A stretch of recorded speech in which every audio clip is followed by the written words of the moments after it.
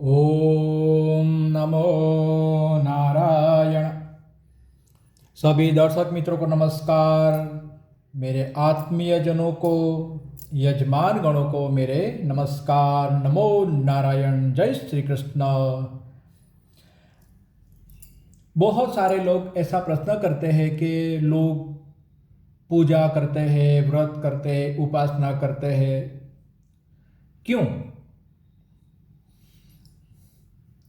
और वो लोग ऐसा सोचते हैं कि जो लोग नास्तिक हैं उन लोग ज़्यादा सुखी हैं, और जो लोग पूजन उपासना करते हैं वो लोग के जीवन में दुख है, दर्द है।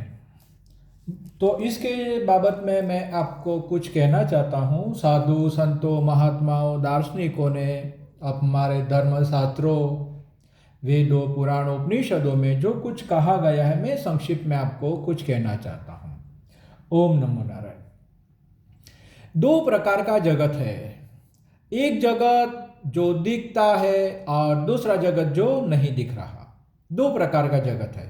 हम जिस जगत में रहते हैं, हम जो चीज देखते हैं वो एक जगत है, और हम जो नहीं देख रहे, हमारे दृष्टि के बाहर है, वो दूसरा जगत है। एक जगत चर और दूसरा अचर, ऐसे दो प्रकार के जगत है। एक जगत का आप अनुभव कर सकते हो, स्पर्श कर सकते हो। दूसरे जगत जो है वो हम नहीं देख सकते। दो प्रकार के जगत है। दो प्रकार के जगत में तीन प्रकार के जीव रहते हैं, सात्विक, रासिक और तामसिक। हमारा ये जो जगत है इसमें भी साकार जो जीव है तीन प्रकार की प्रकृति के होते हैं, सात्विक, रासिक और तामसिक। और जो नहीं दिखता वो अदृश्य जगत है, वो भी तीन प्रकृति, उसमें भी तीन प्रकृति के लोग रहते हैं, सात्विक, रासिक और तामसिक। एक जगत मनुष्य का जगत, यानी मनुष्य यानी धरती पे हम सब मनुष्य को प्राणी कहा गया, इसलिए ये जो जगत है ये पशु जगत। दूसरा जगत जो है वो देव जगत है। तीसरा जगत जो है वो भूत प्रेत पिशाचों का जगत है। ऐसे तीन प्रकार के जगत है। हम देव जगत की बात करते हैं पूजा उपासना के बाबत में। तो देव जगत की बात करते हैं तो जो दिव्य शक्तियों का सूक्ष्म संसार जो है वो देव जगत है। ये देव जगत सिर्फ आस्था का विषय नहीं बल्कि एक चेतना की उच्चतम अवस्था का प्रतीक है। देव जगत यानी अपनी ही चेतना का उच्चतम अवस्था जो है, वो अवस्था का जगत जो है वो देव जगत है। देव जगत में जो देव शक्तियाँ, देवताई शक्तियाँ होती है, ये भक्तों को, उपासकों और साधकों को किस प्रकार मदद करती है, सहायता करती है, मैं क्रमशः आपको समझाने जा रहा हूँ। हमारे धर्म में या सभी धर्मों में लिखा गया है कि कोई भी भक्त सच्चे हृदय से अपने इष्ट देवता को, परमात्मा को, परमेश्वर को पुकारता है, याद करता है, तो तत्क्षण उसे दिव्य अनुग्रह, दिव्य आशीर्वाद और कृपा प्रसादी प्राप्त हो जाती है। जैसे भगवान श्री कृष्ण को द्रौपदी ने भर सभा में चीरहरण के समय कृष्ण भगवान को हृदय से याद किया, और कृष्ण भगवान ने अदृश्य में से द्रौपदी की लाज की रक्षा की। भगवान शिव को हृदय से पुकारा मार्कंडेय ने, जिसकी मृत्यु नजीक थी। मार्कंडेय ने महादेव को अपने हृदय से पुकारा और मार्कंडेय को मृत्यु से बचा लिया और वो चिरंजीवी हो गए। हनुमान जी महाराज ने हृदय से माँ सीता को पुकारा, सीता जी के दर्शन किए और सीता जी ने आशीर्वाद दे दिए, अजर अमर हो, अजर अमर हो गए। ये सब सिर्फ इतिहास नहीं, सिर्फ काल्पनिक कथाएं नहीं, मगर ये हमें संदेश देता है कि जीवन में हम श्रद्धा और समर्पण भाव रखते हैं देवताओं के प्रति, तो हमें दिव्य सहायता मिलती रहती है। देव जगत हमें तीन तरीके से सहायता करता है। प्रथम, आंतरिक शक्ति के स्वरूप में।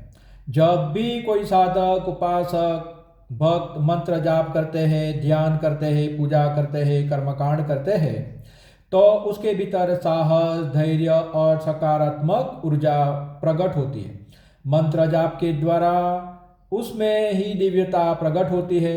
ये शक्ति बाहर से नहीं मगर भीतर से ही जागरूक हो जाती है। तो ये देव कृपा का प्रथम स्वरूप है जो हम स्वयं अनुभव करते हैं।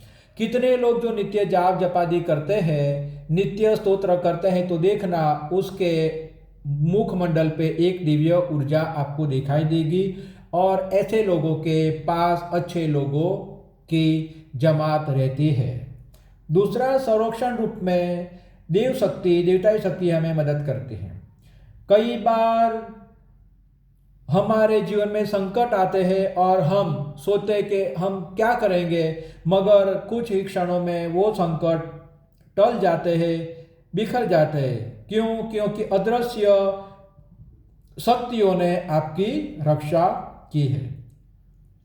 कई लोगों ने अनुभव किया है कि कोई दिव्य शक्ति ने उसको धक्का मार दिया और उसे बहुत बड़ी खाई में से बचने से बचा लिया।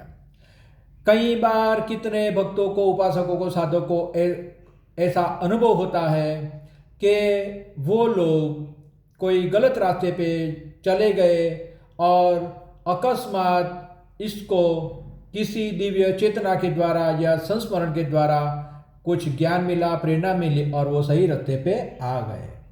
जब भी हम भक्ति भाव करते हैं तो दिव्य शक्ति हमारे भीतर तो है, वो जागृत होती है और हमारे भीतर जो दिव्य शक्ति है वो परम दिव्य शक्ति है जो ये ब्रह्मांड में है, उसके साथ एक ट्यूनिंग सेट करती है और वो हमारा मार्गदर्शन करती है, हमारी रक्षा करती है। कोई भी विपरीत परिस्थिति में हमें वो गिरने नहीं देती और हमें जीवन में सुरक्षा प्रदान करती है। तीसरा, भाव, भक्ति, पूजन, प्रार्थना, जप जपादि से हमें सपनों के द्वारा, संकेतों के द्वारा, अंध प्रेरणा के द्वारा, गुरु के माध्यम के द्वारा हमें सही दिशा मिल जाती है।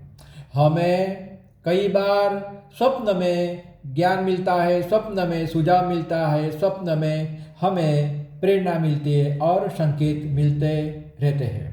जब हमारा मन शुद्ध और भाव पवित्र होता है तो देव चेतना हमारे बुद्धि को प्रकाशित करती है और हम अच्छे और सही निर्णय लेते हैं, हमारे निर्णय सही होने लगते हैं, हमें इंट्यूशंस आने लगते हैं। अगर कुछ गलत होने वाला है तो इंट्यूशंस आएंगे, गलत होगा। अगर कोई हमारा गलत करना चाहता है तो इंट्यूशंस आएगा कि वो हमारा गलत यूज़ करेगा, हमारे साथ गलत करेगा। तो मार्गदर्शन के स्वरूप में हमें ये शक्तियाँ बचाती रहती है। देव सहायता कब प्रबल होती है? तो देव सहायता तभी प्रबल होती है जब भक्ति में स्वार्थ कम और समर्पण भावना अधिक हो। कोई भी दिन और कभी भी भक्ति करते हो, उपासना करते हो, साधना करते हो तो स्वार्थ मत रखे, समर्पण का भाव रखे।